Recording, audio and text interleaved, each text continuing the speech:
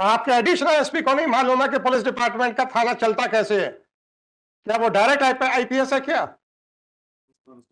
He is from state service. DSP बना होगा वो आदमी। उसको यह नहीं मालूम है कि पुलिस थाना कैसे चलता है। उसको यह नहीं मालूम कि रोज नामचा थाना क्या होते हैं।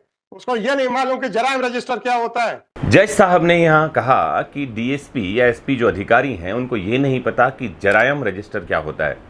आम बोलचाल के शब्द हैं, रोज नामचा, जरायम, ये शब्द जो है पुलिस विभाग में बहुत आम है।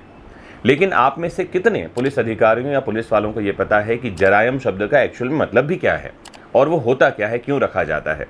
अगर आपको पता है तो अभी कमेंट बॉक्स में बताइए, और नहीं तो जुड़ जाइए लास्ट तक एक लेक्चर से, क्योंकि मैं आज आपको बहुत डिटेल में बताने वाला हूँ जरायम के बारे में। तो जरायम जो शब्द है वो अरबी भाषा का शब्द है, जिसका मतलब होता है पाप या किसी प्रकार का अपराध या गुनाह। और अच्छी या खराब बात यह है कि अभी भी पुलिस थानों में अरबी भाषा के ये शब्द चल रहे हैं। थाना और चौकी में दो प्रकार के अपराध रजिस्टर होते हैं। इस रजिस्टर को प्रधान आरक्षक जो होता है उनके द्वारा लिखा जाता है।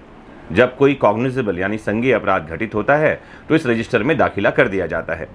इस रजिस्टर में अपराध का निपटारा किस तरीके से हुआ, यानी चालान के रूप में हुआ या खात्मा खारिजी हुई है, इन सब को दर्ज किया जाता है। तो ये दो तरह के रजिस्टर कौन से होते हैं? पहला होता है भारतीय दंड संहिता के तहत अपराध का रजिस्टर, और दूसरा होता है दीगर जरायम। जो पहला रजिस्टर है इसके अंतर्गत भारतीय दंड संहिता के अपराध एवं कोई जो माइनर एक्ट्स हैं उनके अपराध जो है उनके बारे में जानकारी लिखी जाती है।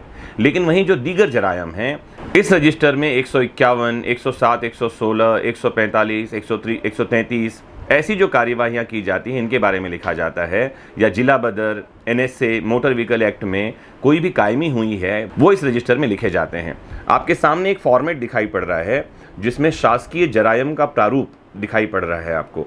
तो इसमें क्राइम रजिस्टर स्टेशन हाउस यहाँ लिखना होता है, और ऊपर लिखा है देखिए शासकीय जरायम प्रारूप। जिले का नाम लिखना होता है, ईयर का नाम लिखना होता है।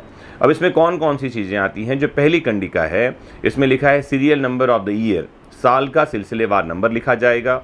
Name, caste and residence of complainant, जो मुद्दई शब्द लिखा है इसका मतलब है शिकायतकर्ता, उसका नाम, उसकी जाति और वो कहाँ रहता है।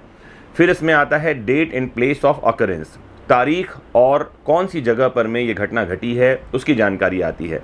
फिर आता है ऑफेंस एंड सेक्शन, कौन से मामले कौन सी धारा के तहत बन रहे हैं वो इसमें आता है।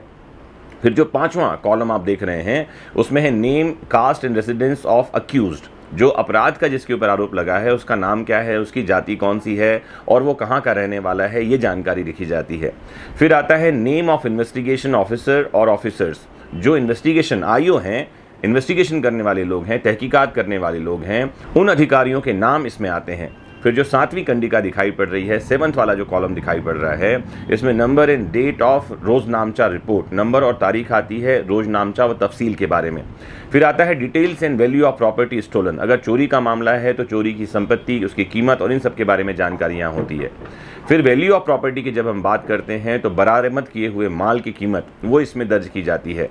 फिर बाई पुलिस, फिर by prosecuted, arrested, prosecuted, punished, इसमें उन व्यक्तियों के बारे में दर्ज किया जाता है जिनको गिरफ्तार किया गया है, जिनके खिलाफ चालान लाया गया है या जिन्हें सज़ा मिली है। फिर number and date of final report वो भी यहाँ दर्ज करना होता है। और जो आखिरी कंडिका है वहाँ रिमार्क्स के लिए जगह छोड़ा गया है। एग्जाम्पल के लिए volume and page of the case diary वो यहाँ लिखी जाती है।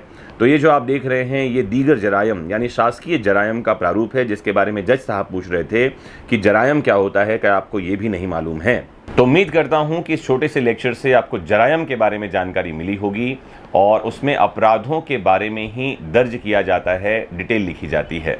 तो आज यहीं रुकते हैं। अगर आपको ऐसे ही किसी और प्रश्न के बारे में जानकारी चाहिए, आप पूछना समझना चाहते हैं, तो ज़रूर हमें ऐसी ही कोई क्लिप जो आपने कभी देखी वीडियो में, यूट्यूब में, रील्स में, और जिसमें से कोई शब्द या कोई प्रश्न आपको न समझ में आया हो, तो भेज दीजिए हमें connect.mmjoshi@gmail.com पे। ध्यान रखिए पूरा वीडियो मत भेजिएगा, सिर्फ वो क्लिप भेजिएगा। और अगर आप चाहते हैं कि आपका नाम हम वीडियो में लें तो प्लीज़ लिख दीजिए कि सर इस वीडियो का आंसर हमारे नाम के साथ दीजिए, तो मैं आपके नाम और पते के साथ उस वीडियो को समझाना बताना चाहूँगा। अभी हमारे पास वीडियोस आ तो रहे हैं, लेकिन मैं बचता हूँ नाम या पता बताने से। क्या पता कोई अधिकारी हो पुलिस का या कोई बड़ा वकील हो जो ये जानना चाह रहा है और उसका नाम बताने पर उसे अच्छा या ख़राब लगे।